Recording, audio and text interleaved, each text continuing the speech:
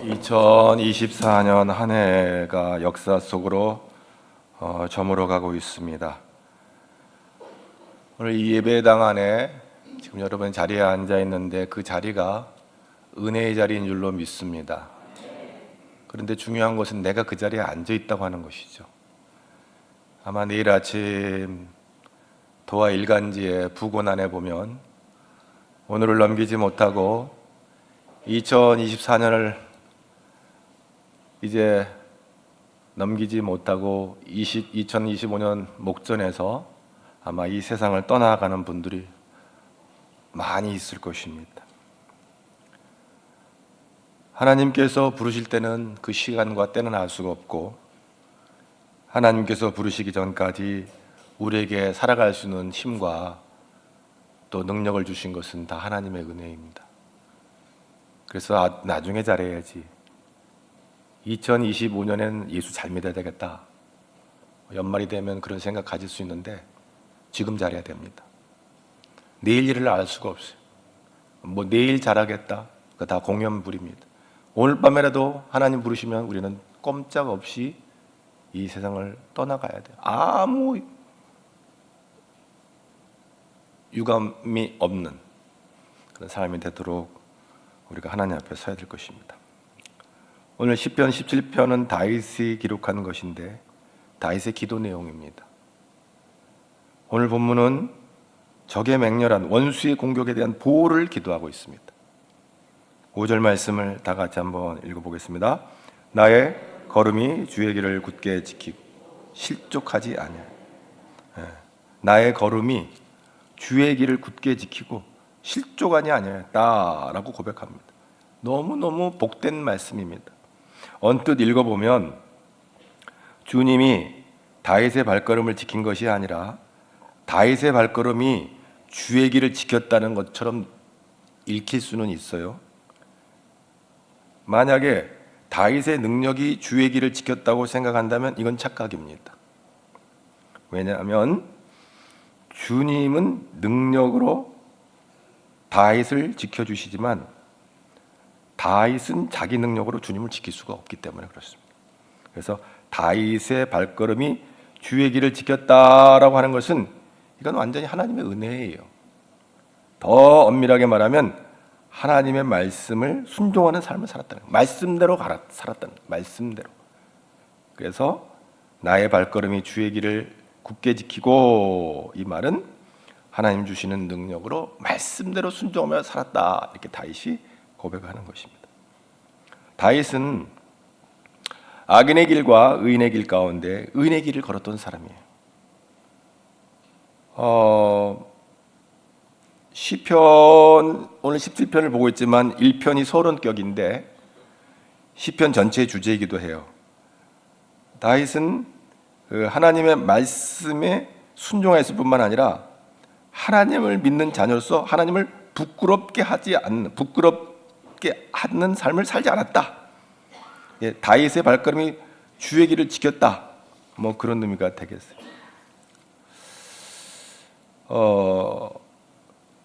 2024년 1년 동안 나의 발걸음이 주의 길을 얼마나 지켰는가를 한번 자문해 보자는 것이 오늘 첫 번째 교훈이 될 것이고요.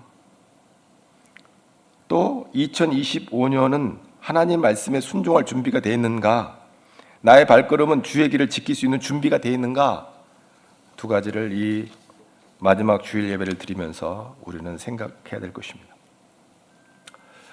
시편 17편의 이 6절의 말씀을 한번 보면 기도의 내용이 등장하죠. 기도의 이유가 나옵니다. 6절을 봅니다.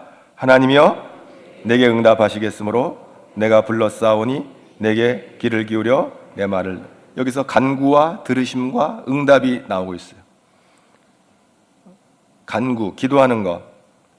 6절에 하나님은 내가 응답하시겠으므로 내가 불렀사오니, 하나님을 부르는 거죠. 기도하는 자세입니다. 그리고 들으시는 분이 있어요. 하나님이 들으세요. 하나님이 듣지 못할 기도라면 이것은 기도가 아닙니다. 우리가 때로는 하나님이 듣지 못할 기도를 해놓고 기도를 열심히 했다고 주장하는 사람들이 더러 있기는 해요. 우리의 기도가 하나님이 들을 수 있는 기도를 해야 됩니다. 하나님이 귀가 먹으셔가지고 우리 기도를 못 듣나? 그게 아니라 자기 욕심을 채우는 기도, 중언부언하는 기도는 하나님이 듣지 않는다. 그렇게 말씀하셨어요. 우리가 불러도 제대로 불러야 되는 거죠. 기도에는 응답이 있어요. 응답이야말로 기도의 목표이며 열매입니다. 물론 무응답도 있죠.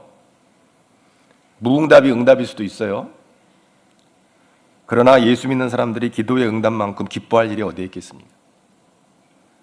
다윗이 하나님께 기도했던 이유는 하나님이 응답해 주실 것을 확신했기 때문에 그 확신 가운데 하나님을 부른 거예요. 그래서 조금도 의심하지 않고 하나님의 응답을 기다렸던 것입니다. 저와 여러분도 그러한 자세로 하나님 앞에 부를 때, 여기는 불렀다고 표현됩니다. 간구할 때 하나님께서 우리 기도를 들어주실 줄로 믿습니다. 그러면 어떤 태도였나? 1절 한번 볼까요? 시편 17장 1절 말씀을 한번 봅니다. 여호와여 의의 호소를 들으소서, 나의 울부짖음에 주의하소서. 거짓되지 아니한 입술에서 나오는 나의 기도에 귀를 기울이소서. 두 가지가 생각해 보세요. 여호와여 의의 호소를 들으. 의라고 하는 말은, 이 채택이라고 하는 말은 한글 개역 성경에는 정직이라고 번역을 했어요. 여호와여 정직한 호소를, 정직한 기도를 들어달라는, 그러니까 그렇게 번역을 했어요. 그런데 오늘 우리 개역 한글성에는 의라고 표현했어요. 이 채택은 의예요. 다윗 자신이 하나님 앞에 완전하다는 의미가 아니고요, 하나님 앞에서 진실되게 믿음으로 모든 일을 행한다 하는 그런 의미입니다. 여호와여 나의 의의 호소를 들으소서. 그리고 진실한 믿음을 하나님은 우리의 의로 여기세요. 창세기 15장 5절 6절 한번 봅니다. 함께 읽겠습니다. 그를 이끌고 밖으로 나가 가라사대 하늘을 우러러 무뼈를 셀 수 있나 보라. 또 그에게 이르시되 내 자손이 이와 같으리라. 아브라함이 여호와를 믿으니 여호와께서 이를 그의 의로 여기시고. 여기는 아브라함의 얘기가 나오는데, 아브라함이 하나님의 행하신 일을 믿으니까 하나님께서 그를 의로 여기셨다고 그랬어요. 아브라함이 완벽해가지고 퍼펙트한 인간이기 때문에 하나님께 사랑한 게 아니고, 허물투성이고 불신 믿음도 있는 것 같다가도 없고, 하나님 마음 아프게 할 때도 많고, 그렇지만 하나님께서 그를 불러다가 하늘을 우러러 무뼈를 보면서 내 자손 이와 같이 내가 복을 주겠다 하니까 아브라함이 믿었다고 그랬어요. 그러니까 여호와께서 이를 의로 여겼다 그랬어요. 믿음으로 의롭게 되는 줄로 믿습니다. 우리의 성품이나 우리의 성격이 완벽해서 의로 여김 받는 게 아니라 믿음으로 의로 여김을 받는 거예요. 우리가 이 예배당 안에 들어와서 하나님의 의를 입지 않았다면 이 예배당에 스스로 들어온 것 같아도 다 들어올 수가 없어요. 천국을 갈 때 하나님이 정하신 그 룰을 정확하게 성경대로 만약에 예수의 보혈의 능력을 힘입지 않고 정한다면 우리는 천국에 갈 사람이 없어요. 우리를 의로 여기셨다. 부족함에도 불구하고 하나님께서 우리를 의로 여기신 진솔한 기도를 하나님 앞에 올려드릴 때, 여기 뭐라고 그랬어요? 거짓되지 아니한 입술에서. 야고보서 4장 3절에 보면 정욕으로 쓰려고 잘못 구하는 것은 응답이 없다고 그랬어요. 그게 거짓된 기도거든요. 하나님 앞에서 얼마나 우리가 정직한가를 하나님 보시는 거예요. 진솔한지를 보시는 거예요. 다윗은 자신의 거짓되지 않은 입술에서 나오는 기도에 귀 기울여 달라고 하나님 앞에 이렇게 기도합니다. 다윗은 다른 편견이나 거짓이 없는 기도, 마음에서 우러나오는 순전한 기도를 하나님이 기뻐하신다 하는 것입니다.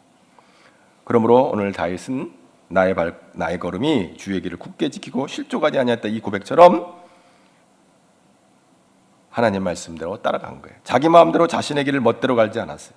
하나님이 원하시는 좁은 길이라도 하나님이 원하시는 길로 갔어요. 그래서 시편 1편 다윗의 아까 앞에 얘기했지만 한번 볼까요? 다윗이 어떻게 고백을 하는지 한번 보겠습니다. 복 있는 사람은 악인의 길을 쫓아가지 아니하고 죄인의 길에 서지 아니하고 오만한 자리에 아니하고 주의 길을 간 거예요. 2절 한번 볼까요? 오직 여호와의 율법을 즐거워하여 그 율법을 주야로 묵상하는 자다. 하나님 말씀을 늘 묵상하는 삶을 사는 거예요. 그게 주의 길을 곱게 하는 거예요. 3절 볼까요? 저는 시냇가에 심은 나무가 시절조적 가시를 맺으며 그 잎사귀가 마르지 아니한 같으니 그 행사가 다 형통하리라. 자, 의인의 길은 이렇지만 악인의 길은 어떻게 나오는지 한번 볼까요? 4절 악인은 그렇지 않으며 오직 바람에 나는 겨와 같도다. 그러므로 악인이 심판을 견디지 못하며 죄인이 의인의 해중에 들지 못하리로다. 대저 의인의 길은 여호와께서 인정하시나 악인의 길은 망하리로다. 그렇습니다. 의인의 길과 악인의 길에 있는데 다윗은 의인의 길로 간 거예요. 하나님 말씀에 순종하여서 하나님을 기쁘시게 하는 삶을 살았어요. 다윗이 부족했지만 다윗이 능력이 많아서가 아니라 하나님의 은혜를 입고 주의 길을 간 사람입니다. 그러면 어떻게 하나님이 지켜주시는가? 8절에 두 가지 내용이 등장합니다. 함께 봅니다. 나를 눈동자같이 지키시고 주의 날개 그늘 아래 감추사. 나를 눈동자같이 지켜주신다 그랬어요. 이것은 신명기 32장 10절의 말씀을 인용하고 있어요. 다윗이 구약의 말씀에 대한 이해가 깊은 걸 보게 되었습니다. 신명기 32장 10절에 여호와께서 그를 항무지에서 짐승에 부르짖는 광에서 만나시고 호구하시며 보호하시며 자기 눈동자같이 지키셨도다. 이 말씀을 인용하고 있는 걸 보게 되죠. 여러분, 눈동자는 원래 눈 속에 비치는 사람이라는 뜻인데요. 하나님의 눈동자에 투영된 사람처럼 항상 하나님의 시야에 있다는 거예요. 그러니까 항상 하나님의 시야를 벗어나지 않는 거예요. 하나님 레이더에 늘 있는 거예요. 그러니까 하나님 눈동자와 같이 지켜주신다는 말은 늘 하나님의 시선이 있는 거예요. 여러분이 아기들을 데리고 백화점이나 어디 지하철을 갈 때 애 데리고 가면 항상 자기 시선은 엄마들은 자기 애의 동선을 분명하게 지켜보고 있죠. 어디로 어긋난 길로 가지 못하도록 항상 지켜보고 있는 거예요. 눈동자 같이 지킨다는 것은 하나님이 우리를 이렇게 주목하고 있는 거예요. 우리 하나님의 시선이 떨어지지 않고 우리를 이렇게 우리의 모든 동선을 보고 계시는 거예요. 그렇게 눈동자와 같이 지킨다는 그런 의미가 있어요. 하나님의 시야에 두고 지키신다. 엄마가 아이들을 돌보듯이 하나님이 그런 마음으로 하나님이 자녀를 살핀다는 거예요. 날개 그늘 아래 감춘다 이 말은요, 신명기 32장 11절의 말씀을 인용한 거예요.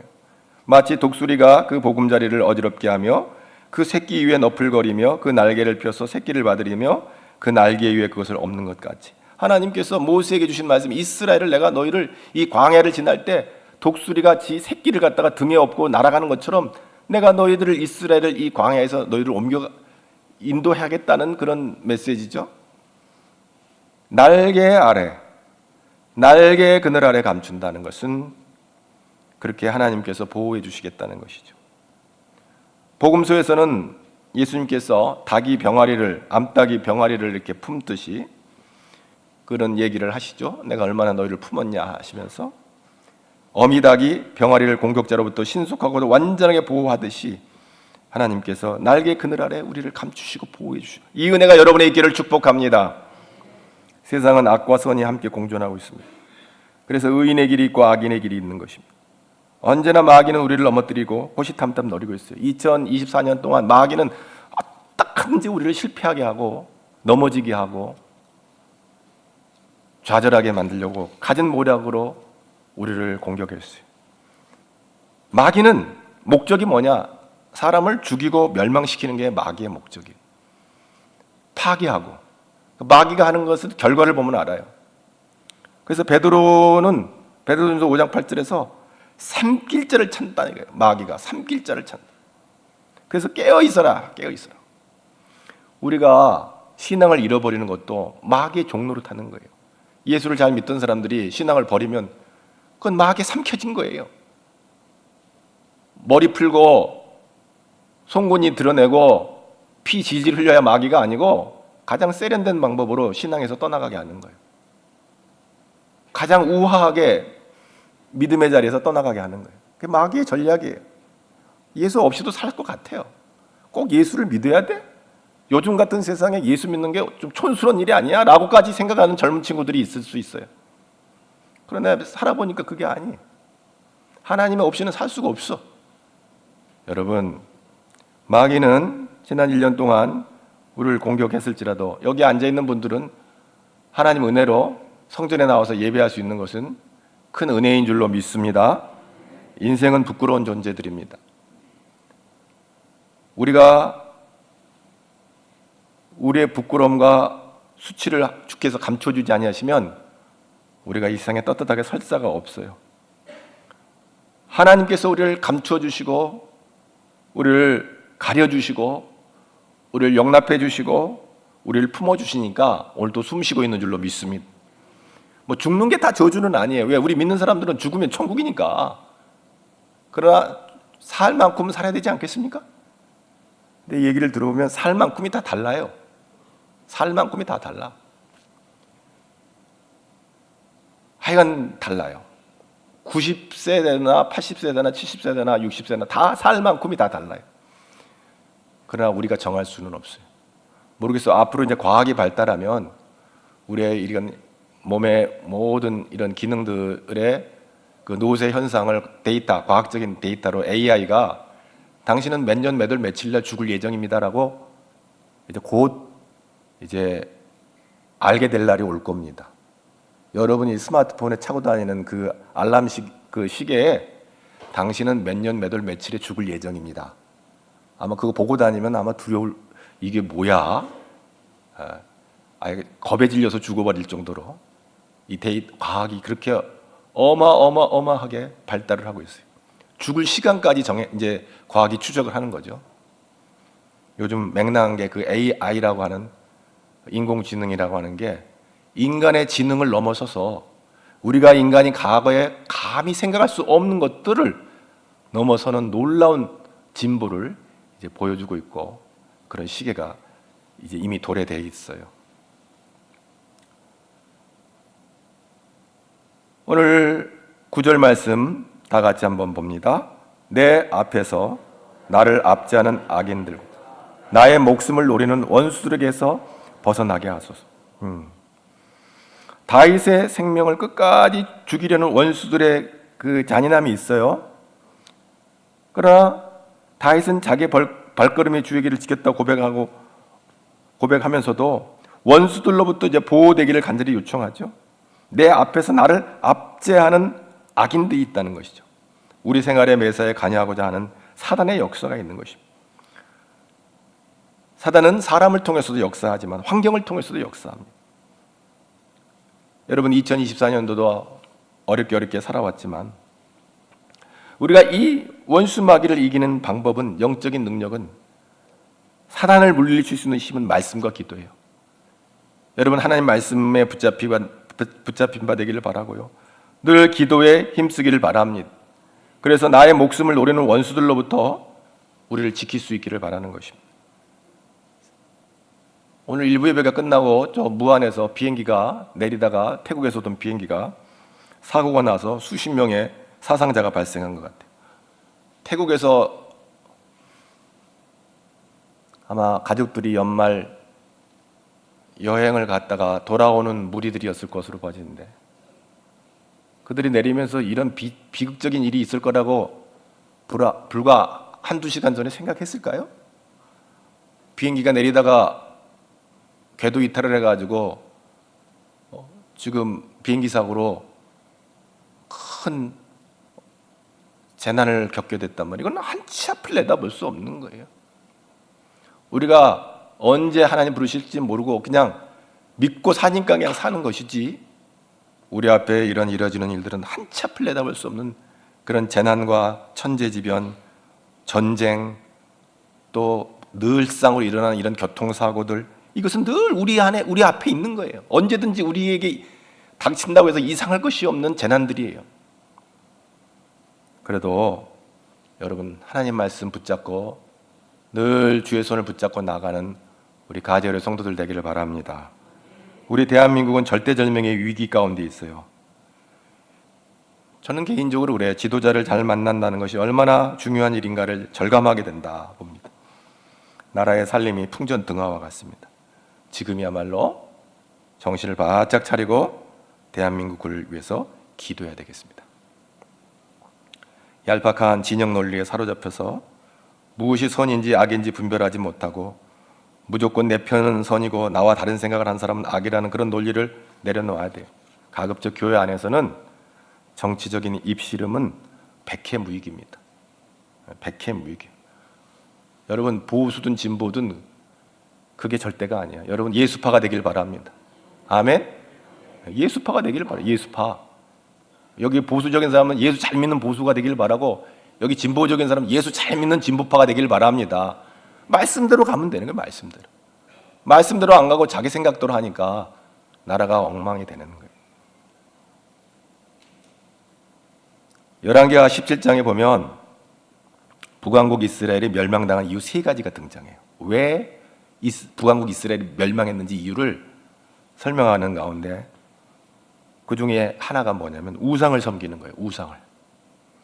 이스라엘이 금송아지와 바알과 아세라, 몰렉 우상을 섬기고 산당을 만들고 거기서 우상을 섬기는데 복술과 사슬을 행했다 그랬어요. 이 복술과 사슬은 공동번역 성경으로 보면 점장이나 술객에게 가서 운수를 보았다, 이렇게 스스로 자유를 잃은 종의 신세가 되어 야훼의 눈에 거슬리는 일을 함으로써 야훼의 속을 썩여드렸다.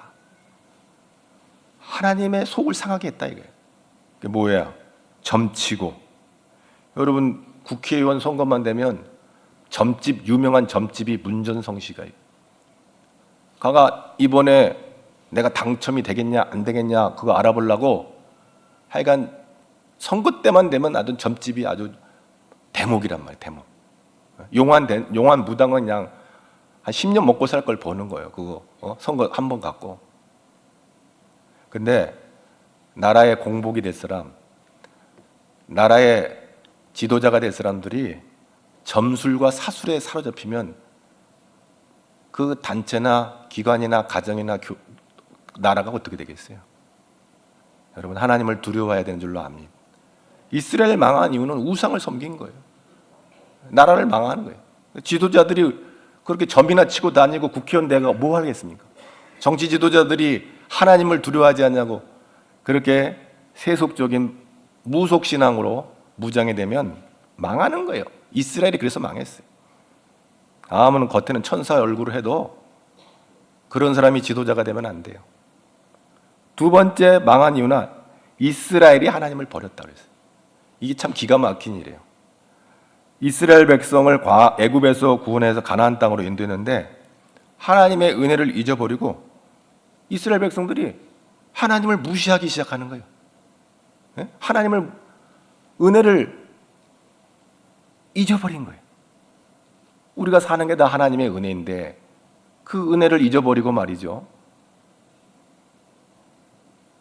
가나안의 원주민들과 교제하면서 그들의 우상을 따라간 거예요. 그러니까 하나님을 버렸다 이거예요. 하나님이 버린 게 아니라 하나님을 이스라엘 백성들이 버렸다. 그래서 하나님이 이스라엘을 버린 거예요. 결과적으로. 근데 하나님 그냥 버리지 않았어요. 세 번째 이유가 등장하는데 이스라엘이 하나님을 버리고 우상을 섬길 때 하나님은 선지자를 보내어 심판을 경고하고 돌아올 것을 촉구했습니다. 그러나 이스라엘은 목을 곧게 하여 듣지 않고 돌아오지 않았다 그랬어요. 너희들 이러면 망한다 하고 선지자를 통해서, 구약의 많은 선지자를 통해서 이스라엘 백성들에게 너희들 이렇게 살면 망한다고 고지를 했는데도 불구하고 목이 곧아서 교만해서 하나님의 말씀을 듣지 않고 회개하지 않고 돌아오지 않았다는 거예요. 하나님의 마음을 속을 썩였다 그랬어요. 우리 개정 성경에는 경노하게 하였다, 이렇게 경노하게, 하나님을 화나게 만들었다. 공동 번역에는 하나님의 마음을 속상하게 했다. 여기는 속상하다는 말을 보다 더 심해요. 야훼의 속을 썩여드렸던 것이다, 이렇게 말해요. 여러분 하나님의 기쁨이 될 수 있기를 바랍니다. 우리가 하나님의 기쁨이 돼요. 하나님을 의지하지 않고 점을 치고 무당의 굿을 통해서 정치인이 되고 나라의 공복이 되는 것은 하나님이 속상하게 하는 일 중에 하나예요. 멀쩡한 권사들이 아들 장가 보내면 점집에 가가지고 속궁합 부고 겉궁합 봐가 남들한테 쉬쉬하고 자기 새끼들만 오라가가지고 야 내가 궁합을 봤는데 어쩌니 어쩌냐고 결혼을 해도 되고 안 해도 되고 그걸 기준으로 삼아서 서로는 사랑해서 산다는데 궁합을 보니까 안 좋아 절대 안 돼 하고 찢어놓는 집들이 있잖아요. 안 믿는 사람이 그렇다고 그러면은 안 믿으니까 그러겠다 하는데 명색이 그런 사람이 있어요. 누굴까? 궁금해하지 마세요. 여러분, 우리가 점쟁이들한테 궁합 보고 점쳐가지고 여러분 아들, 딸들 장가 보내고 십장가 보내고 그럽니까? 사단 마귀는 어떻게 하든지 우리를 넘어뜨리려고 가진 모략으로 우리를 공략합니다. 우리는 깨어 있어야 될 줄로 믿습니다. 말씀으로 깨어 있어야 될 줄로 믿습니다. 우리는 기도로 깨어 있어야 될 줄로 믿습니다. 우리가 이 험한 세상에서 악한 마귀에게 우리의 마음을 뺏기지 않도록 우리의 생각을 말씀과 기도에 꼭 붙잡혀가 하나님께 영광을 돌리는 저와 여러분 되기를 주의 이름으로 축복합니다. 2025년 한 해에 우리가 이제 기쁜 신앙으로 눈동자같이 하나님의 보호하심과 또 독수리가 자기 새끼를 품어 철저하게 보호하는 것 같은 이 하나님의 은혜가 여러분의 가정과 직장과 사업장과 여러분의 아들, 딸 가운데 풍성하기를 축복합니다. 여러분의 자녀들에게 이 눈동자같이 하나님이 지켜주시는 은혜가 임하기를 바랍니다. 자기 그늘 아래 품으시는 독수리 날개 아래 품으시는 이 하나님의 은혜가 여러분의 가정 안에 있기를 축복합니다. 존 워너메이커라고 하는 유명한 백화점 재벌이 있었어요. 이거 옛날 사람인데요. 옛날 사람이지만요 굉장히 의미 있는 말을 했어요. 기도보다 더 큰 즐거움을 발견한다면, 성경보다 더 좋아하는 책을 발견한다면, 교회보다 더 좋은 장소를 발견한다면, 주님이 베풀어 주시는 식탁보다 더 좋은 식탁을 발견한다면 여러분의 신앙에 경보를 울려야 한다, 이런 말을 했어요. 여러분, 세상 너무 즐겁고 재밌어 보니까 기도하는 것, 하나님을 예배드리는 것, 말씀 묵상하고 예배하는 것, 또 이런 것들을 다 우선순위에 밀려가지고 육신의 정욕과 안목의 정욕과 이생의 자랑에 따라서 남들 앞에 근사하게 보이고 드러내 보이고 자기 잘난 거 드러내고 뭔가 있어 보이는 거 소유하고 그래서 행복한 것이 아닙니다. 여러분, 어떤 형편에 있든지 기도를 사모할 수 있기를 바랍니다. 성경을 묵상할 수 있기를 바랍니다. 암송하면 더 좋아요. 여러분, 교회를 사랑할 수 있기를 바랍니다. 여러분, 예배를 사모하기를 바랍니다. 그렇습니다. 그런 은혜가 2025년에도 풍성하게 임할 것입니다. 여러분이 주일만 되면 정말 사모하는 마음으로, 기도하는 마음으로 하나님 앞에 나와서 예배자의 자리에 서고 기도하고 말씀을 묵상하고, 그래서 그 말씀이 나를 이끌어가는 거예요. 주의 말씀은 내 발의 등이요 내 길에 비치나이다. 그 말씀이 나를 이끌어가는 거예요. 우리는 말씀대로 순종하며 살면 하나님 앞에 갔을 때 잘했다 칭찬받는 믿음의 아들, 딸들이 다 될 줄로 믿습니다. 하나님 아버지 감사합니다. 오늘 또 거룩한 주일 아침에 우리를 한 해가 저물어가는 마지막 주일 송년주일 예배에 우리를 주의 자리, 주의 집에 있게 하여 주심을 감사합니다. 이 은혜의 자리를 놓치지 않게 하시는 것을 감사합니다. 하나님이 이 시간 우리를 부르셨다면 하나님 앞에 예배할 수 없었을 텐데 주님 그 시와 때는 언제 일는지 알 수 없지만 부르시는 그날까지 예배 자리 지키고 주의 은혜 자리 지키고 주님 품에 안기는 그날까지 믿음으로 승리하는 가절의 모든 성도들이 되도록 복을 내려 주옵소서. 예수님 이름으로 기도하옵나이다.